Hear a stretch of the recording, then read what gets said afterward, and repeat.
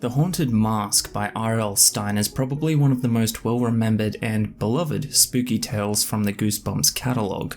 There's plenty of reasons why. The story on the pages was terrifying. The live adaptation was, in my opinion, the scariest episode that they ever aired, and in fact it still gives me chills to this day. Particularly the scene where the different masks are chasing Carly Beth down the street. I think I didn't stop shaking for weeks after I saw that. What the hell's wrong with you? Your skin's like moving around or something. I think a large part of why this book stuck with me for so long though, and why a lot of Goosebumps books have, is the cover.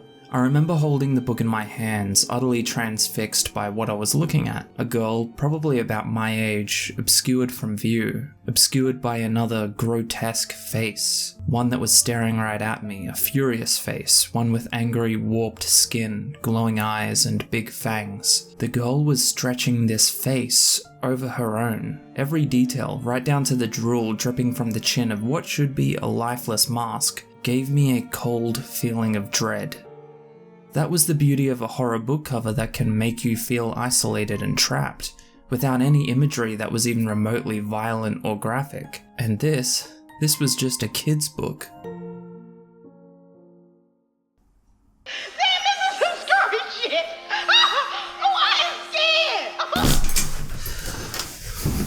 What's shaking? My name's Cam, welcome back to another video. Today I'm talking about book covers, how I think they have changed, and the reason why that kind of disappoints me. I want to say straight off the bat that there is a really great video that you've probably already seen by In Praise of Shadows about this very topic. At the time I watched that video, I was already kind of dealing with a lot of frustration, feels like a strong word. I was dealing with a lot of disappointment about the direction that book covers seem to be going in nowadays, so watching that video really kind of validated my feelings, and it inspired me to kind of put down my thoughts and make this video. Anyway, it's a really great video, so I think you should check it out. I'll link it below. I also want to repeat something that he said in that video, which is that I feel on average, book covers nowadays are better than the old ones. That's really generally speaking. However, when it comes to horror specifically, I feel like a lot of the magic and the charm, and in particular, the scariness, has been lost. Anyway, after you finish watching this video, feel free to pop down to the comments and let me know what you think.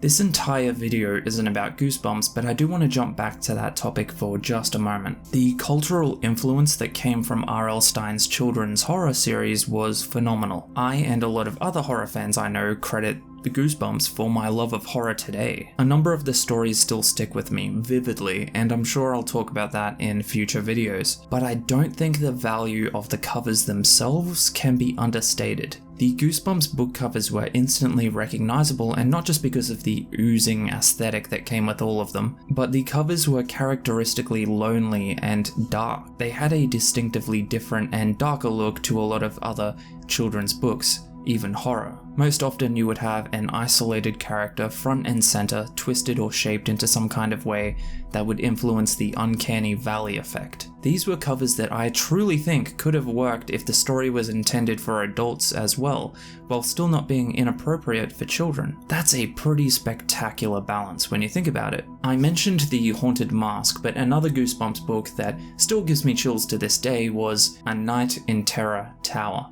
A bulking, hooded man slouched with an axe in his hands is coming towards you from a dark staircase. It feels dangerous. It feels like you've just started climbing those stairs when he stepped out of the shadows. It feels like he's advancing on you while you're backing away through a claustrophobic castle corridor. Again, I could picture this on an adult's horror. Now, when it comes to Goosebumps stories, another reason that I love them is that they were written for children, yes, but R.L. Stine still refused to stay away from some themes that could be considered quite grim. There was no graphic murder or waves of blood, but existential dread, isolation, and social rejection were pretty common. All of these themes that were completely new to me as a kid, or if I knew about them already, were horrifying. That's why I don't like the Goosebumps movies so much. Don't get me wrong, I'm a big Jack Black fan, of course I am. I'm not deranged, but I dislike them because I think they play it too safe. Again, I recognize that I'm not the intended demographic for those movies, but at the time I was the intended demographic for the TV show, and the Goosebumps TV show still manages to give me the creeps as an adult. They were noticeably more dark. Dare I say, they were noticeably more scary. And what's the point of Goosebumps if not to scare people? Anyway, my point is that this kind of watering down of the spookiness has translated to the Goosebumps book covers as well, and I think that's kind of sad. In the reprints and the newer books, we seem to have lost a lot of that really morbid charm that came from the older ones. What was once this is, well, now it's this. What was once this is now this. I mentioned before that one of the most spectacular things about the old Goosebumps book covers is that I think they could have worked on an adult horror as well, while still not being, violent or inappropriate. I really can't say the same about the new ones. They're cartoony, they're goofy, they're bright and they're colourful. Yes, they are going to attract the eye of children, and I get perhaps that's the point, but I still think it's a little bit sad. I don't know the exact reason that Goosebumps went in this new direction, this new safe art style, but I'm willing to bet that it's simply to avoid risk of not selling to the maximum amount of people possible. I think what we have is a horror franchise that doesn't want to look too scary. And segueing into the rest of the video, I think that's a perfect example of the state of horror book covers today. I don't mind the more simple, minimalist art style when it comes to book covers. I get it, it looks clean, it looks sleek, it looks nice. I mean, hell, my book has a pretty simple design as well, and this is a psychological horror. Sometimes a more simple design can even complement the story. It can create a bit of an atmosphere of helplessness or loneliness. With that said, when it comes to horror in particular, I think the trend of this more minimalist design as a whole is a bit of a detriment. I can't help but feel like the almost complete absence of highly stylized painted covers with detailed illustrations is kind of the death of an art form. I know that sounded a bit pretentious, bear with me.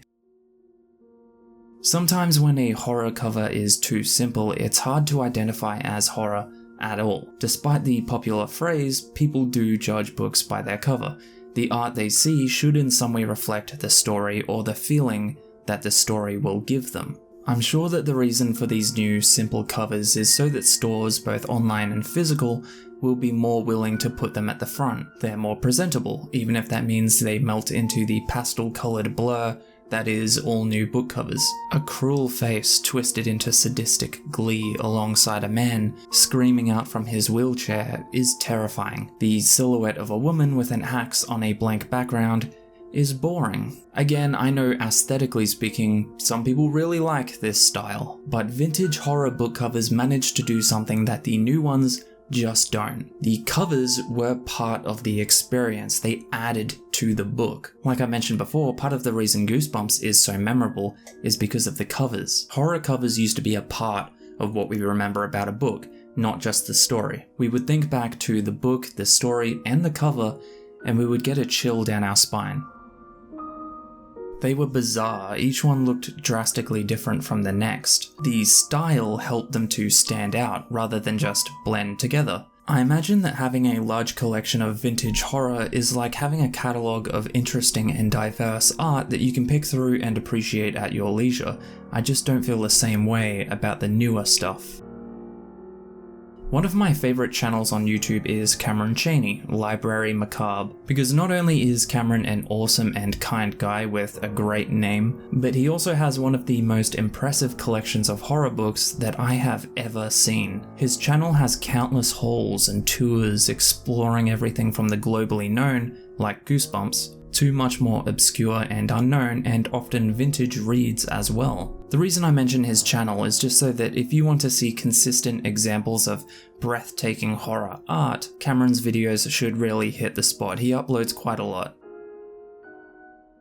I would love it if in the future we saw book covers become a bit more artistically adventurous. I think the best part about a book cover is that it's an opportunity to stand out. And not just that, but to also add something else to the reader's experience. If we remember the story, cool. If we remember the story and the cover, that's great. If we are remembering the cover and the story nearly 20 years later because it creeped us out so much, that is magic.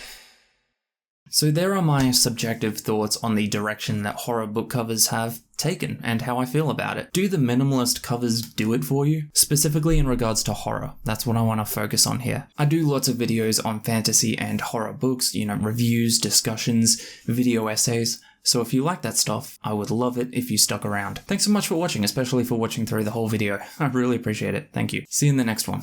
Catch ya.